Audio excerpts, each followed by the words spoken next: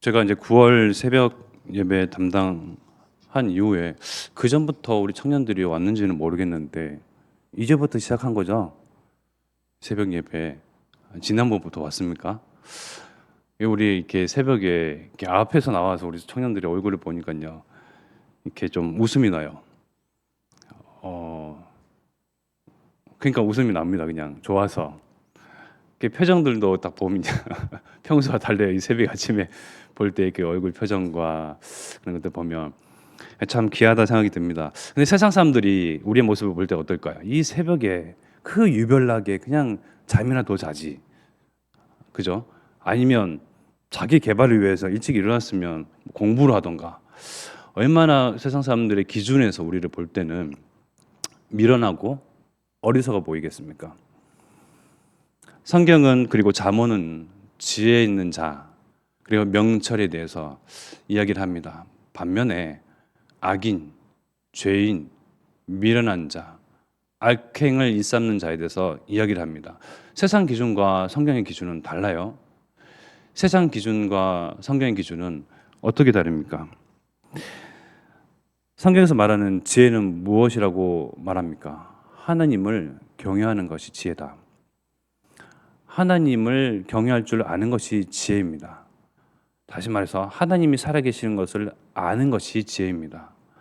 하나님이 이 시간 이 순간 나와 함께 하시고 우리의 주인 되심을 진짜 믿고 확정하는 것이 지혜입니다. 아는 것이잖아요. 아는 것이 지혜입니다. 세상에 많은 것을 아는 것도 지혜이긴 하나 영적인 것, 눈에 보이지 아니하는 것, 하나님이라는 존재, 이 하나님이 나의 주인 되시고 나와 함께 하시는 것 진짜 안다. 눈에 보이는 것만큼, 손에 잡히는 것만큼, 정말 하나님을 피부로 느끼는 것만큼 정말 하나님과 함께 동행하며 임마를 누리며 이 하나님에 대해서 알아가기를 정말 소망하고, 이것이요 바로 지혜입니다. 명철은요 마찬가지로 하나님을 아는 것이죠. 근데 세상에서의 지혜와 명철과 지식은 학식을 더하고 공부를 많이 하고 스킬을 연마하고 그것을 보고 지혜, 명철, 지식이라고 이야기합니다. 우리는 때로는 우리 기준에서 세상 사람들과 비교해 봤을 때에 그들의 형통함, 그저 하나님을 믿지 않는데도 뭔가 응답이 있어. 하나님을 무시하는데도 말미암아 불구하고 뭔가 일이 잘 돼. 승승장구하고 성공하는 것처럼 보이고 그럴싸해 보이고 나보다 나아 보이고. 근데 그들의 그러한 형통함을 부러워하지 마라라고 성경 말씀은 계속 반복해서 말씀하십니다. 왜? 왜 그렇게 말씀하십니까? 그들이 형통하면 우리가 배워야죠. 세상 사람들이 성공하는 방법과 기술을 우리가 같이 따라야죠. 왜 그들의 형통함을 부러워하지 말라고 하십니까? 지난주에 우리 봤던 잠언 23장 17절의 말씀에도 보면 나옵니다. 네 마음으로 죄인의 형통을 부러워하지 말고 항상 여호와를 경외하라. 그리고 잠언 24장 1절에도 말씀에 보면 나오죠. 너는 악인의 형통함을 부러워하지 말며 그와 함께 있으려고 하지도 말지어다. 19절에 또 반복해서 나옵니다.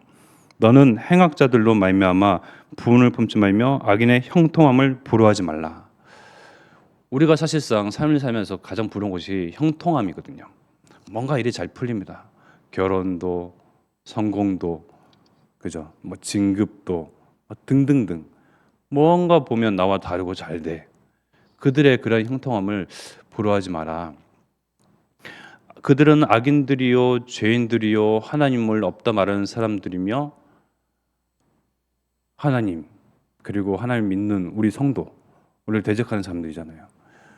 눈에 보이지 않는 하나님의 존재를 깡그리 무시하는 사람들의 그 말로는 어떻습니까? 결말은 어떻습니까? 인생의 마지막은 어떻죠? 정말 눈 뜨고도 볼 수 없을 지경입니다. 꼭 그렇게 됐으면 한다라는 그런 바람은 아니지만 그들의 후손들은 어떻습니까? 그들의 형통함에, 그들의 성공에, 그들의 재산에, 그들의 물질이 고스란히 후손에게 넘어가면요, 그것 가지고 후손은 재앙 속으로 철저하게 망해버리고요. 그렇게 되는 것입니다.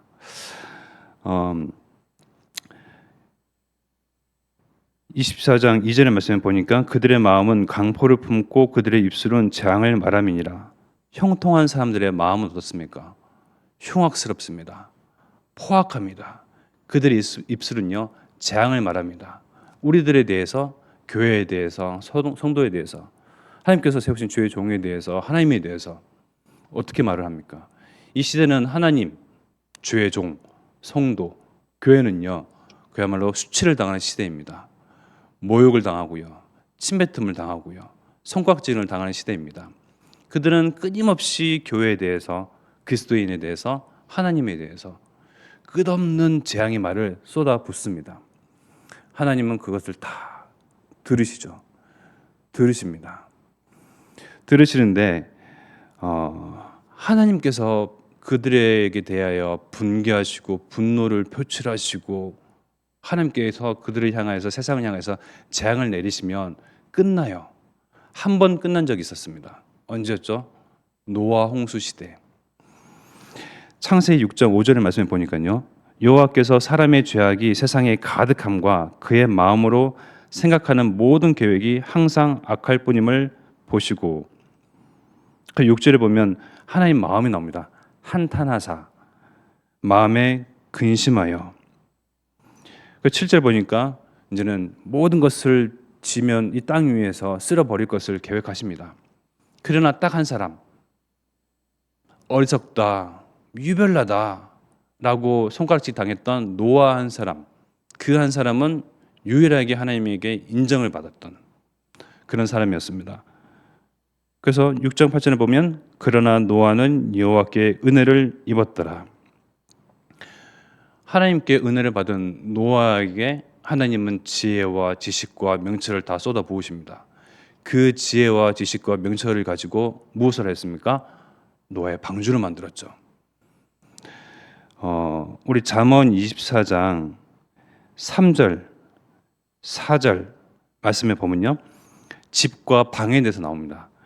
집은 지혜로 말미암아 건축되고 명철로 말미암아 견고하게 되며, 또 방들은 지식으로 말미암아 각종 귀하고 아름다운 보배로 채우게 되느니라. 건축술이 있고 건축학을 많이 쌓고 배워서 방과 집을 견고하게 만드는 것이 아니고요, 하나님이 주시는 지혜로 말미암아, 하나님을 경외하고 아는 그 명철로 말미암아, 위에서 주시는 그 힘으로 말미암아요 견고한 집을 짓는 겁니다. 노아는요 하나님을 경외했던 사람입니다. 하나님을 아는 사람이었어요. 그 하나님께서 주신 지혜와 지식 가지고 노아의 방주를 만들었잖아요. 하나님께서 지면서 모든 것을 쓸어버리겠다고 말씀하시고 그대로 마음에 품으신 대로 40일 동안 비가 셀만 붙잖아요. 그 가운데에 물도 새지 아니하고, 그죠? 그냥 유일하게 살아남은 그 노아의 방주는 어떠한 지혜와 지식과 건축술과 건축학을 가지고 만들었습니까? 세상의 지혜와 명철과 지식 가지고는 만들어지지 않고 가능한 일이 아닙니다. 하나님이 주셔야만 하는 것입니다. 무식하다, 유별나다 손가락질 당했던 노아는요 최고의 지식인이었습니다. 최고의 지혜자였습니다. 유일하게 명철한 사람이었습니다. 왜? 하나님을 경외했던 사람입니다. 우리는 하나님을 경외하는 사람입니다. 하나님을 아는 사람들이고요, 하나님을 사랑하고 하나님을 위하여서 생명을 놓은 사람입니다. 하나님께서 우리에게 그러한 지혜와 힘과 명철을 주시지 아니하시겠습니까? 또 방들은 지식으로 말미암아 각종 귀하고 아름다운 보배로 채우게 되느니라. 하나님께서 재물을 주시고 영광을 주시고 생명을 주십니다. 우리는 이것 주시는 것들에 대해서요, 내 안에 많은 방들을, 재물의 방, 영광의 방, 생명의 방, 그죠? 물질의 방, 하나님께서 유해 주시는 것들로 가득 채울 수 있을 정도로 그것을 넓혀야 됩니다. 내가 가지고 있는, 형성되어 있는, 그동안 쭉 유지해 왔던 찌그러지고 흠나고 모난 그러한 약한 질그릇이 아니고요, 그것을 깨고 하나님께서 주시는 그 축복들을, 은혜를 꽉꽉 채울 그릇으로 만들어 가야 합니다. 어떻게 만들어? 공부해야 됩니까? 건축학을 배워야 됩니까? 하나님을 아는 것으로, 하나님을 경외하는 것으로, 하나님을 인정만 해도요, 하나님은 지혜와 지식과 명철을 주시고 그 축복을 담을 수 있는 그릇으로 재창조해 가십니다. 베드로전서 1장 24절의 말씀에 보면요, 그러므로 모든 육체는 풀과 같고 그 모든 영광은 풀의 꽃과 같으니 풀은 마르고 꽃은 떨어지되, 25절에 오직 주의 말씀은 세세토록 있도다 하였으니 너에게 전한 복음이 곧 이 말씀이니라. 우리가 들은 복음, 우리가 증거하는 이 복음은요, 세세토록 영원히 길이 남을 말씀입니다. 이 말씀은 곧 너에게 전한 복음이니라. 풀과 꽃, 세상의 사람들이 말하는 그 영광, 그죠? 그런 것들은요, 결국은 시들게 되었습니다. 떨어지게끔 되었습니다. 우리가 볼 때는 의리의리해 보이고, 우리가 볼 때는 높아 보이고, 우리가 볼 때는 형통해 보이는 그 모든 것들은 시간이 지나면 지날수록 그 빛을 쇠하게 되어 있습니다. 그러나 그 빛이 쇠하지 않냐고 영원한 것은요, 하나님의 말씀이요 복음입니다. 그 하나님의 말씀과 복음은요, 내 안에 자리 잡고 있습니다. 나는 복음 안에 있습니다. 나 또한 영원토록 빛나는 존재입니다. 어떨 때 이것이 빛나고 더욱더 가치 있게 되느냐? 하나님의 언약을 준행할 때, 그리고 이행할 때. 어떤 언약이죠? 호남과 세계와 후대를 살리는 이 언약. 잠언 24장 11절의 말씀을 보니까요, 너는 사망으로 끌려가는 자를 건져주며 살육을 당하게 된 자를 구원하지 아니하려고 하지 말라. 그죠? 우리 주변에는 살육을 당합니다. 세상 사람들은 그 와 있는 저주를 말미암아 지옥 배경 속에서 죽음의 길로 걸어갑니다. 성공의 가도를 걷는 것 같은데 결국 그 끝은 벼랑 끝 인생입니다. 우리는 분명히 보고 있고 알고 있습니다. 그들을 외면하지 말라. 그죠? 그들을 살려내라. 치유해라. 호남세계 후대복음화, 하나님의 마음, 세상을 향한 그 하나님의 사랑, 하나님 기다림이 우리를 통해서 완성되기를 하나님은 또한 기다리시고 소망하십니다. 우리를 통해서 그 언약이 성취되기를 원하십니다. 참 이 하나님의 말씀은 놀랍죠. 우리의 마음을 너무나도 잘 알고 있습니다. 12절의 말씀에 보니까 네가 말하기를 나는 그것을 알지 못하노라 할지라도, 저 죽어가는 사람인 줄 몰랐는데요. 뻔히 아는데, 그죠? 우리의 이웃, 우리의 가문의 사람들, 내 지인, 친구, 또 우리가 알지 못하는 그러한 사람들, 즉 이 땅과 내 업의 현장과 호남세계 후대 사람들, 뻔히 죽는 줄 아는데 나는 알지 못했어요 라고 할지라도 그 마음을 통찰하시는 하나님께서 어찌 알지 못하시겠습니까? 그죠? 네 영혼을 지키시는 이가 어찌 알지 못하시겠느냐? 그가 각 사람의 행위대로 보응하시니라. 우리는 이 하나님의 천명, 소명, 사명을 받은 자들입니다. 분명한 하나님의 목적을 아는 자들입니다. 하나님의 언약 가진 자들입니다. 단순합니다. 사람을 살리고 치유하고, 그죠? 하나님은 증거하는 그 일, 그것만 하나님은 원하십니다.